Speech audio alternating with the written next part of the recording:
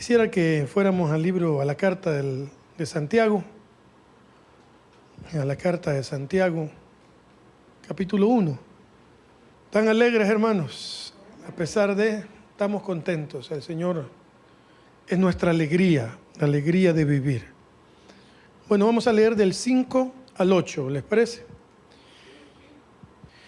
Y si alguno de vosotros tiene falta de sabiduría, pídala a Dios, el cual da a todos abundantemente y sin reproche, y le será dada. Pero pida con fe, no dudando nada, porque el que duda es semejante a la onda del mar, que es arrastrada por el viento y echada de una parte a otra. No piense pues quien tal haga, que recibirá cosa alguna del Señor. El hombre de doble ánimo es, ¿qué dice? Inconstante en todos sus caminos. Encontré una versión de la Nueva Biblia Viva y dice así: si a alguno de ustedes le falta sabiduría, pídasela a Dios. Él se la dará, porque Dios da a todos en abundancia sin hacer ningún reproche. Pero debe pedirla con fe, sin dudar, ya que el que duda es como las olas del mar, que el viento agita y lleva de un lado a otro. El que es así, no piense que va a recibir cosa alguna del Señor, porque no es capaz de tomar decisiones, ni es constante en lo que hace. Me gusta mucho esa traducción porque no es tan cambiada y no pierde la esencia de la versión 60. Hermanos, hay unos puntos que quisiera que viéramos con la ayuda del Señor. Y es que definitivamente una de las reacciones a vivir en Cristo es que somos sabios, ¿sí? No inteligentes, porque inteligentes, yo no soy muy inteligente que digamos. Si alguno se identifica conmigo, pues dirá amén. Yo no soy muy inteligente que digamos. No soy bueno en la retentiva. En la retentiva musical sí, pero en la retentiva de algunas cosas no soy muy bueno. Por ejemplo, a mí me gusta mucho la historia. Hace unos días veía lo de los campos de concentración. Y yo tengo que asociar palabras. Por ejemplo, habían 6 campos de concentración y los más famosos eran Auschwitz y Birkenau, que era Auschwitz II y Birkenau. Entonces, pero yo tengo que volver a ver dentro de un tiempo esos documentales para acordarme. Hay gente que no, hay gente que a la primera capta y no se le olvida nunca. O es buena para aprenderse los nombres de las personas o las caras, ¿verdad? A mí me pasa que de repente llegamos a un lugar y algún hermano me saluda y yo tuve que aprender a decir ¿de dónde nos conocemos? Porque antes le decía, hola hermano, ¿cómo está? Sí, ¿se acuerda de mí? Sí, hermano, y no me acordaba, ya, no me acordaba. Y me hacía una pregunta y caí en vergüenza yo y le decía, perdóneme, no me acuerdo. Así que hoy tuve que aprender a decir, ¿de dónde nos conocemos? Y así más o menos voy lidiando con mi cerebro. Hay gente muy inteligente. ¿Algún inteligente hay aquí? ¿Sí? ¿Cómo no, hermanos? No tengan pena. Si usted es bueno para retener, es inteligente. No es lo mismo ser inteligente que ser sabio, ¿ya? Porque hay gente muy inteligente que es pésima para dar consejos, por ejemplo, ¿sí? Mira, yo no sé cómo hice pisto, lo único que sé es que trabajé, pero eso no es un consejo sabio, ¿entiendes? No sé cómo encontré una buena esposa, diría yo. Mira, no sé cómo la encontré, solo sé que ahí está. No, eso no es un consejo sabio. Quiero que veamos algunos puntos porque es fundamental. Miren, en el tiempo que vivimos, es fundamental ser inteligentes, pero más que todo ser sabios. Porque vendrán situaciones a nuestra vida en las que vamos a requerir de la sabiduría sí o sí. Hoy veía un pequeño video.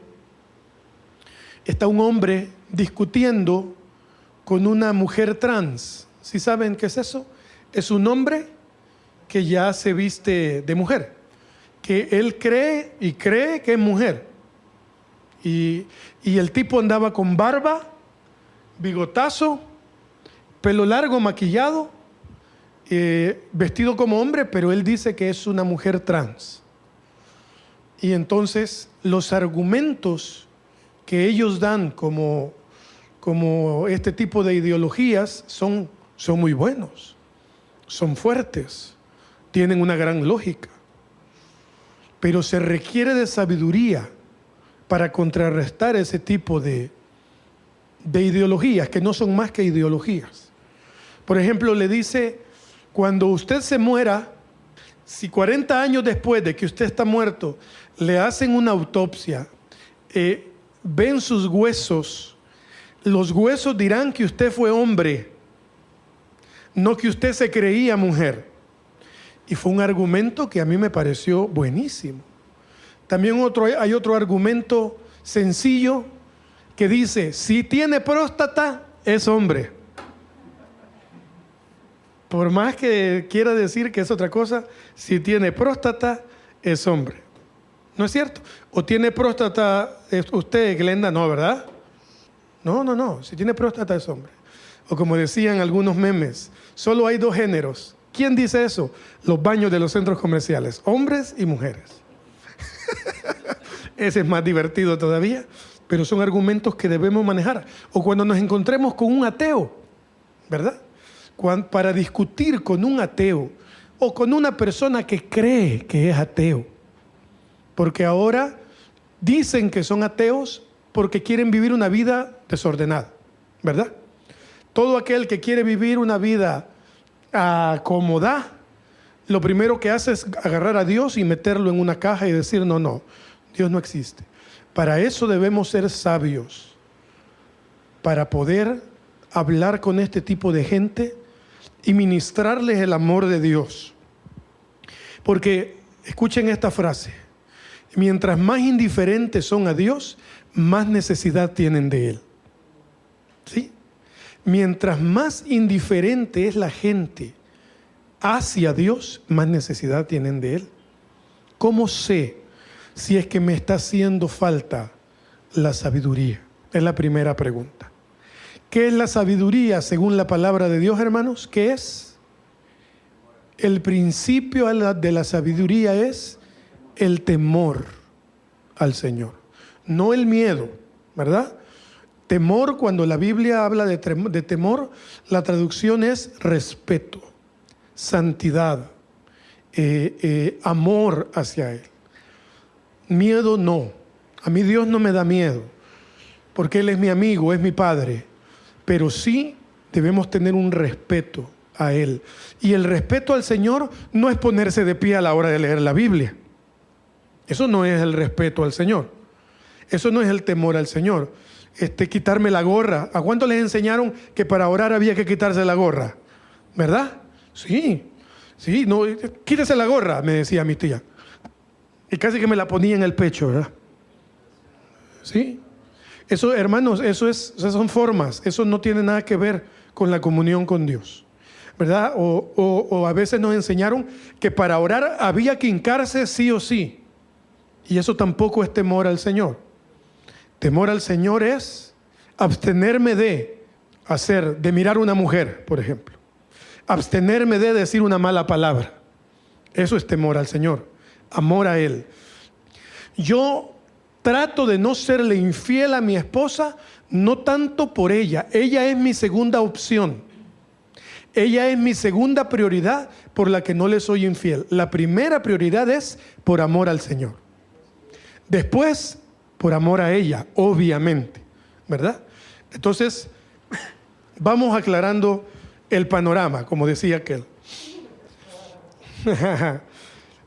Efesios 5:15 al 16 dice lo siguiente.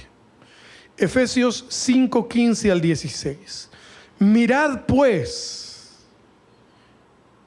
con diligencia cómo andéis, no como necios, sino como sabios, aprovechando bien el tiempo, porque los días son malos.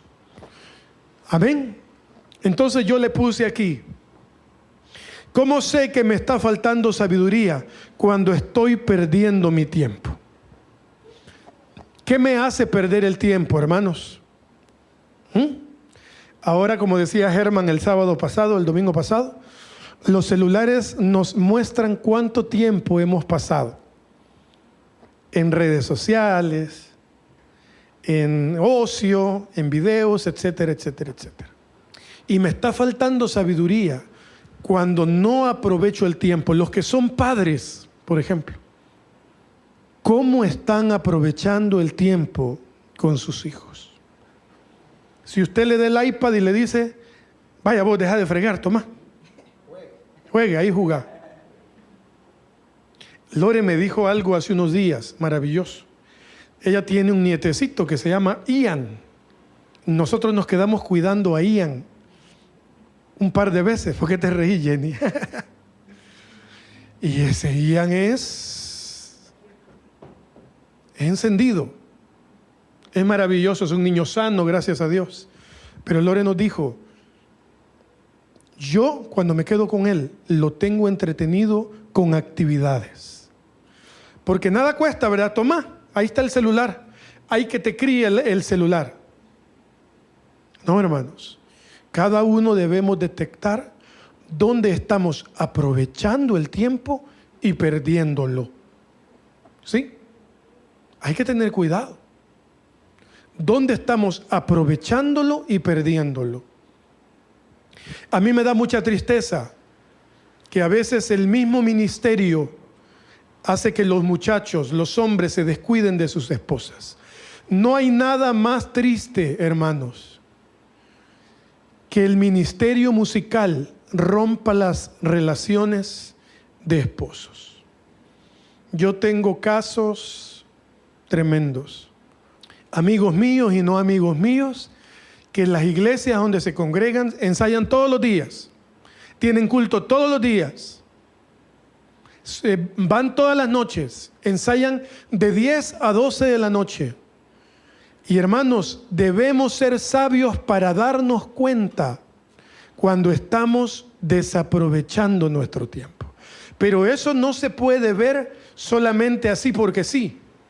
Hay que ser sabios para entenderlo. Número 2, Santiago 3:17 dice, pero la sabiduría que es de lo alto es primeramente pura, después pacífica, amable, benigna, llena de misericordia y de buenos frutos, sin incertidumbre ni hipocresía.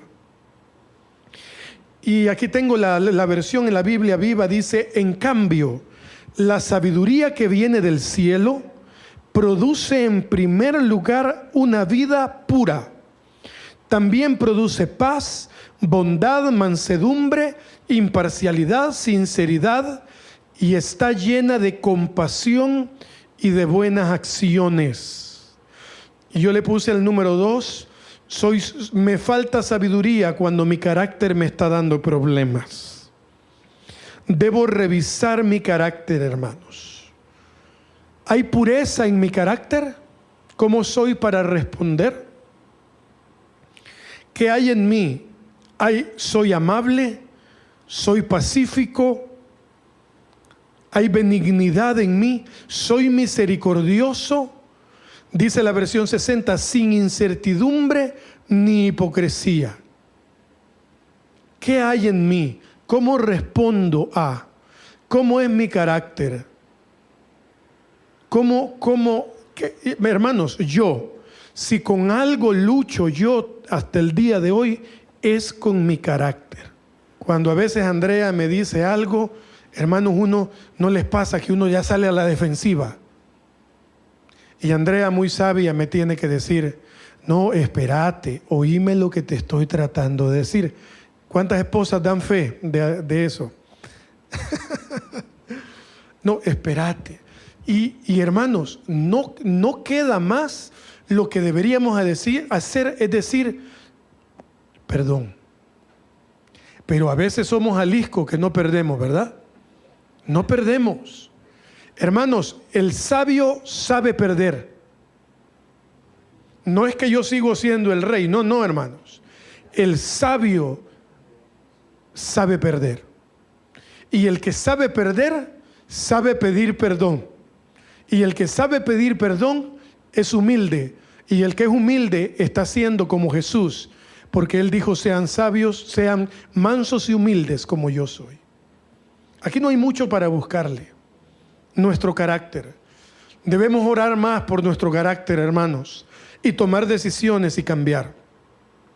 Y el número 3 dice, en Santiago capítulo 3, 13, ahí cerquita, Daniel. ¿Quién es sabio y entendido entre vosotros? Muestre por la buena conducta sus obras en sabiduría y mansedumbre. Y dice la Biblia viva, el que es sabio y entendido entre ustedes es el que lo demuestra con buena conducta y con acciones hechas con humanidad y con sabiduría. Hermanos, una persona sabia es prudente. No hace preguntas que no tiene que hacer. Hermanos, una de mis cargas es que la iglesia del Señor en general sea una iglesia prudente en sus preguntas, en sus comentarios. ¿Cuántos han visto los comentarios en Facebook hacia algo? ¿Sí? Los comentarios, hermanos, nosotros debemos demostrar y saber que necesitamos sabiduría cuando estamos haciendo comentarios fuera de lugar. No falta el que alguna vez me dice, ¿y vos por qué siempre le haces así? Yo tuve que acostumbrarme a responder esas preguntas, pero cómodas y agradables no son. Y nosotros debemos ser sabios hasta para dar una opinión, hasta para hacer una pregunta. Debemos entenderlo. Nuestra conducta, hermanos, nuestra conducta debe estar basada en la sabiduría. Como dice Santiago 3, debemos mostrar buena conducta en el nombre del Señor. Ahora bien, dice la palabra en Santiago 1:5 que si el que necesita sabiduría debe pedirla a Dios, pero el 6 nos especifica, dice, pídala con fe, no dudando nada. Y de entrada, James nos fregó, porque nos dice que si tú quieres tener más sabiduría, debes pedirla con fe y no debes dudar. Y ahí, hermanos, todos salimos un poquito aplazados, ¿cierto o no? ¿A cuántos nos falta la fe? Claro que nos falta la fe. Pero la fe es indispensable para ser sabios. En Mateo 8:25, Jesús habla con sus discípulos. Y vinieron sus discípulos y le despertaron, diciendo, Señor, sálvanos, que perecemos. Él les dijo, ¿por qué teméis, hombres de poca fe?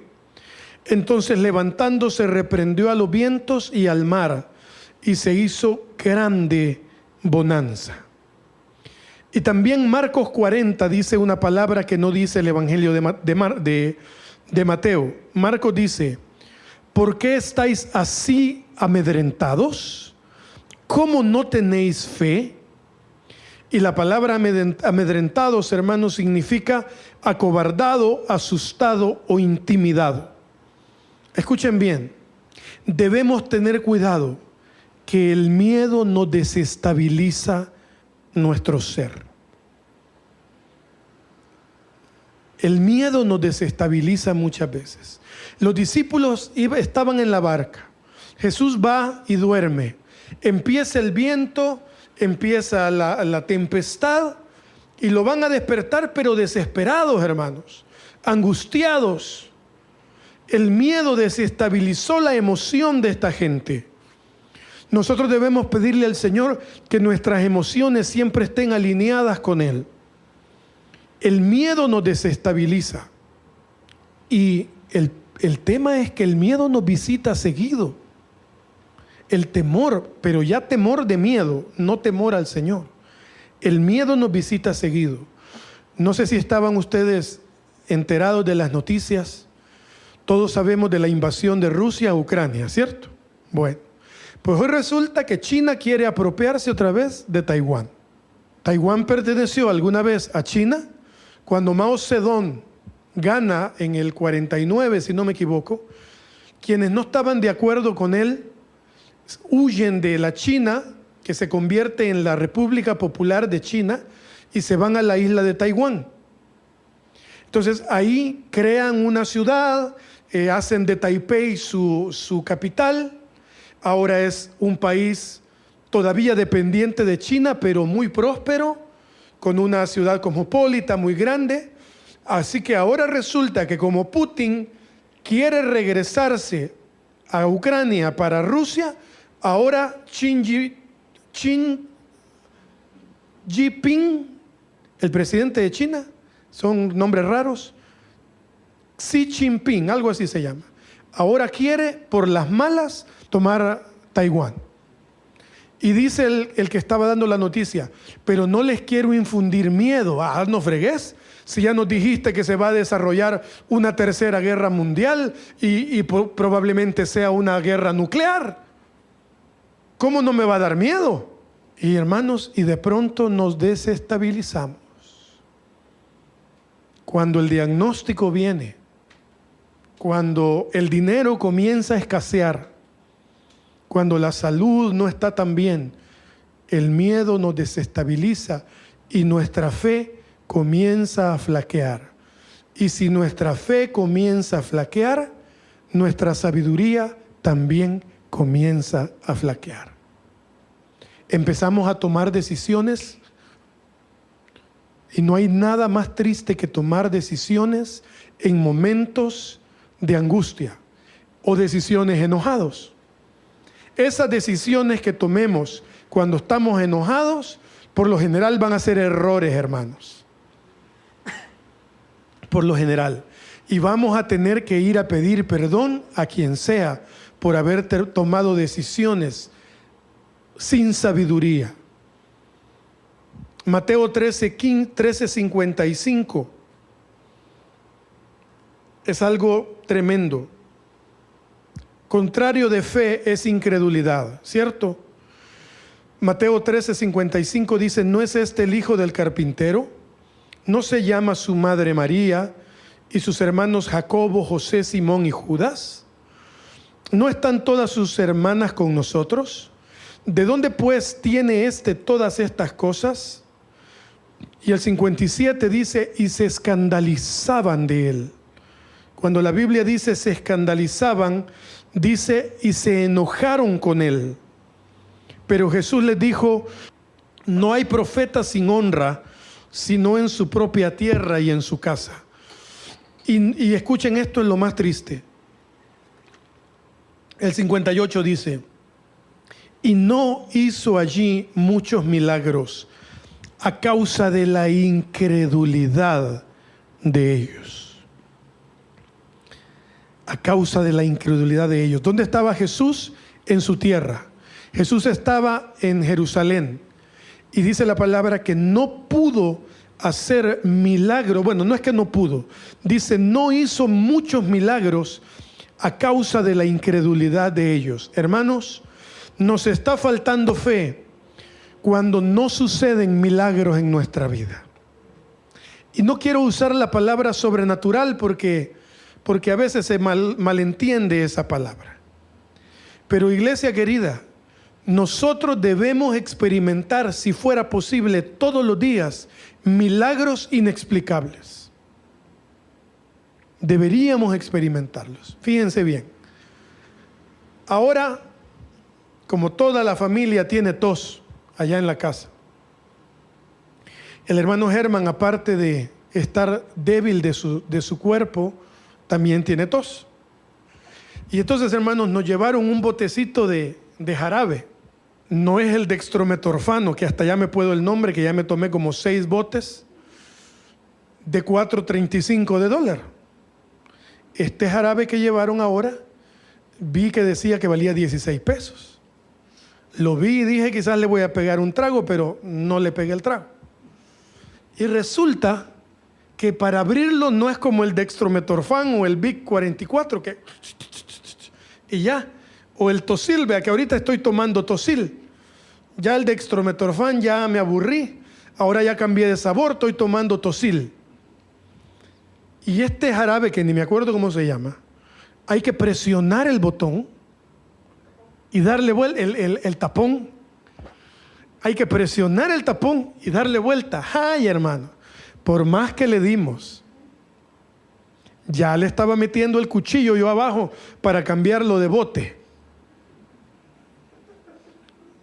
Ya no lo podíamos abrir.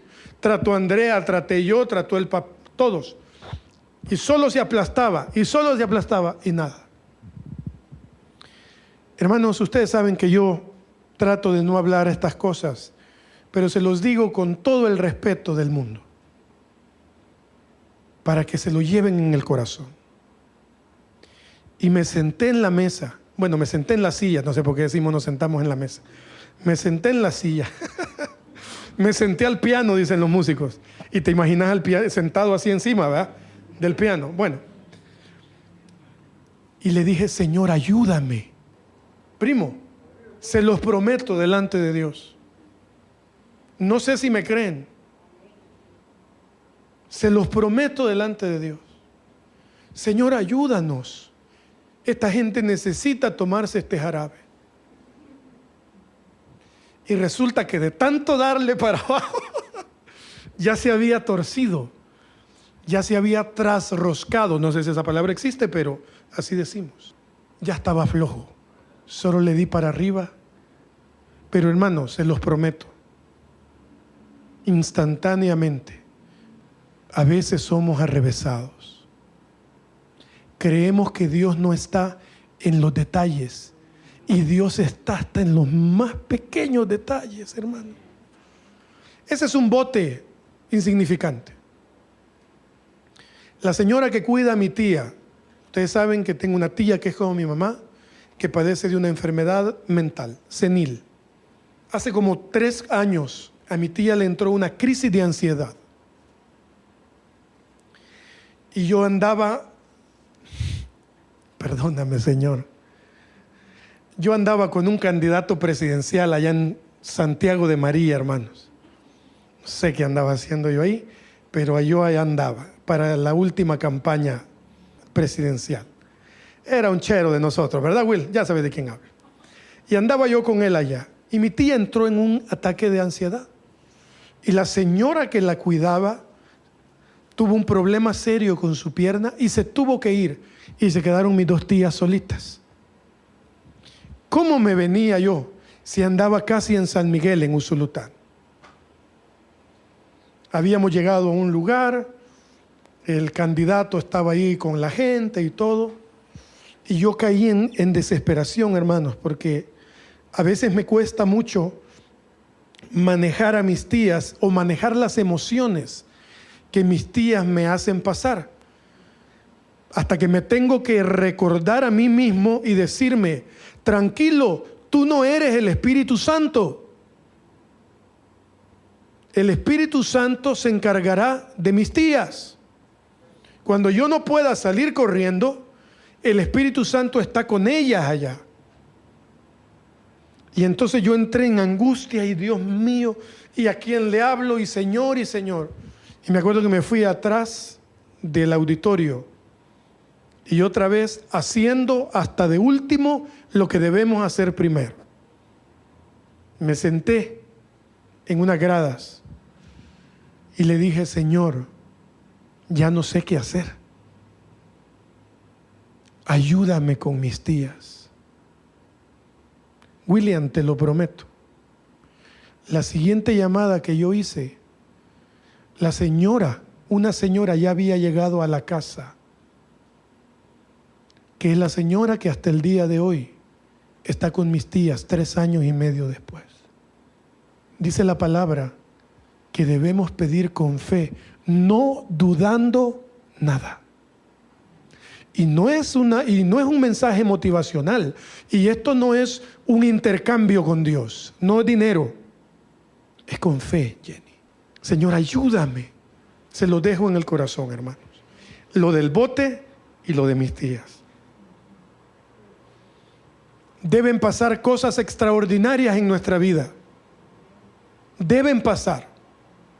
Y lo digo con cuidado. En nuestra vida debemos ver milagros.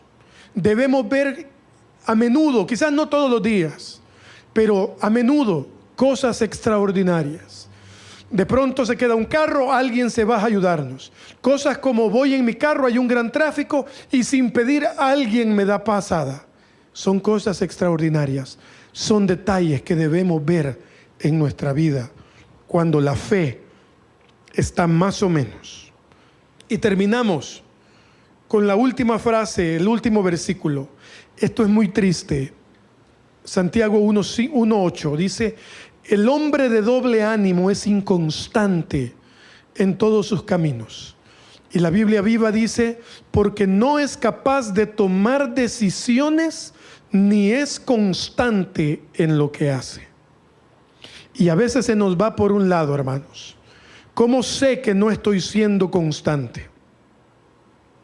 Efesios 4:13 dice lo siguiente: hasta que todos lleguemos a la unidad de la fe y del conocimiento del Hijo de Dios, a un varón perfecto. Ya lo hemos estudiado. La versión del griego, perfección, quiere decir madurez y crecimiento espiritual. A la medida de la estatura de la plenitud de Cristo, para que ya no seamos niños fluctuantes. ¿Qué es ser fluctuante? Titubeante, variable e inestable. Llevados por doquiera de todo viento de doctrina, por estratagema. ¿Qué significa estratagema? Hermanos, ni yo sabía, hasta hoy lo estudié. Dice que es una acción hábil y engañosa para conseguir algo. Como una estrategia, pero dice que es una estrategia engañosa. Dice que es especialmente la operación o una maniobra militar de guerra que se realiza para atacar por sorpresa al enemigo. De hombres para engañar, emplean con astucia las artimañas del error. ¿Qué es una artimaña? Una acción hábil y disimulada que generalmente es malintencionada para conseguir algo. Fíjense bien, cuando no tomo una decisión de servir al Señor y establecerme en algo, estoy siendo inconstante. Pero no piensen en servir al Señor en tocar el piano. No.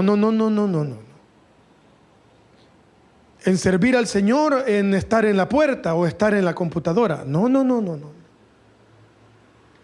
Servir al Señor va más allá de sentarme en la batería y tocarla. O pararme aquí en el púlpito y agarrar un micrófono. Estamos hablando de que debemos estar conscientes. Hermanos, hay gente que anda de doctrina en doctrina. Qué triste es eso. Y Pablo es claro, le dice a los efesios, para que ya no seamos niños fluctuantes, llevados por doquiera de todo viento de doctrina errónea de hombres que usan para engañar con astucia las artimañas del error. Nuestra vida debe estar, hermanos, fundada sobre la roca que es Cristo y adoptar una doctrina. Estamos de acuerdo con eso. Cuando a mí me preguntan, ¿y ustedes qué son? ¿Pentecostales o bautistas? Ninguna de las dos. somos hijos de Dios, amamos al Señor, creemos en los dones espirituales, creemos en la palabra profética, la palabra bíblica, creemos, esa es nuestra doctrina, creemos en la adoración, creemos en la alabanza, creemos en Dios Padre, Dios Hijo y Dios Espíritu Santo. Pero nuestra fe, nuestra vida está fundada en la palabra de Dios. Tengamos cuidado de volvernos inconstantes, de doble ánimo. Hermanos, es lamentable para mí saber, ahí me cuenta la gente, yo quisiera que la gente no me contara, me refiero a gente que conozco afuera.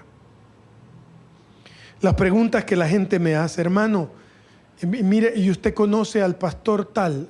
Sí, lo conozco. Mire, dicen que tiene buena mano, ¿verdad? Imagínense, hermano.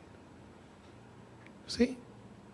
¿Y a qué se refiere? O sea, pues, hermano, que dicen que cuando ora por uno es prosperado. Parece cuento lo que estoy contando, pero es verdad, es lo que la gente pregunta. Viene fulano de tal, allá va la gente. Viene por allá otro, allá va la gente, pagando sus ticket VIP. Triste, ¿no? Eso es muy triste, hermanos. Que la gente a veces, no a veces, muy lastimosamente tiene puesta su confianza en la persona. Eso es muy triste. Eso es muy lamentable. Gente se va de las iglesias porque no encuentran lo que buscan. Y eso es muy triste también. 1 Corintios 15, 58 dice: por tanto, mis hermanos, estad firmes, constantes, abundando siempre en la obra del Señor, sabiendo que vuestro trabajo en el Señor no es en vano. Hermanos, tomemos la decisión de servir al Señor. Allá donde viven con su familia, allá donde ustedes se mueven, hermanos, con sus niños, sirvan al Señor. Hagan su altar familiar, hermanos. Escudriñen la palabra. Sé que muchos no pueden congregarse como quisieran por diferentes situaciones, pero iglesia, esto no es el todo. Miren a su alrededor, esto no es todo. Esto es solo un pequeño porcentaje de la vida cristiana. Esto es pequeño. Aquí venimos hora y media o 2 horas cuando me agarra a mí de hablar y hablar. Este no es el todo. El todo, Daniel, es tu esposa, tu trabajo, tus compañeros, tu ejemplo y tu convicción allá afuera. Eso es. Ese es el todo. Dice la palabra, como les dije, dice, constantes, abundando siempre en la obra del Señor, sabiendo que vuestro trabajo en el Señor no es en vano. Sirvamos, hermanos. Aunque haya lluvia, sirvamos al Señor. ¿Cómo estarán ustedes creen que ahorita la gente allá en las ruedas se ha bajado de las ruedas para irse a cubrir del agua? Ustedes viven cerca del estadio. Edgardo, Stanley y Daniel viven cerca del estadio. Quizás vos sos el que vivís más cerca, ¿verdad? Stanley, dejó la gente de llegar ayer por el aguacero que cayó.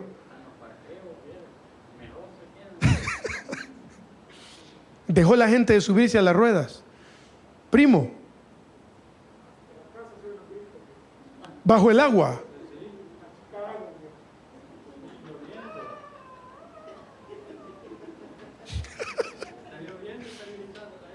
Contentos, ahí no hay COVID, no hay nada de eso. ¿Sí? Los partidos de fútbol, ¿se suspenden los partidos por la lluvia? Nada, hermanos, nada. Y no quiero irme religioso, ni mucho menos. Pero hermanos, cuando puedan, cuando tengan el tiempo, sirvan al Señor, congreguémonos, hagamos el sacrificio de estar aquí. Y no solo de estar aquí, invite a comer al jefe repugnante. Cómprenle un fresco, no lo escupan, ¿verdad? No, cómprenle algo al compañero que les cae mal. Sacrificios. Hermanos, eso es, esto, sentarnos aquí y cantar, eso no es el todo. A esos, ¿cómo se dice, Lore? Asegurados. Ustedes son unos incompetentes, inútiles, que no sé qué.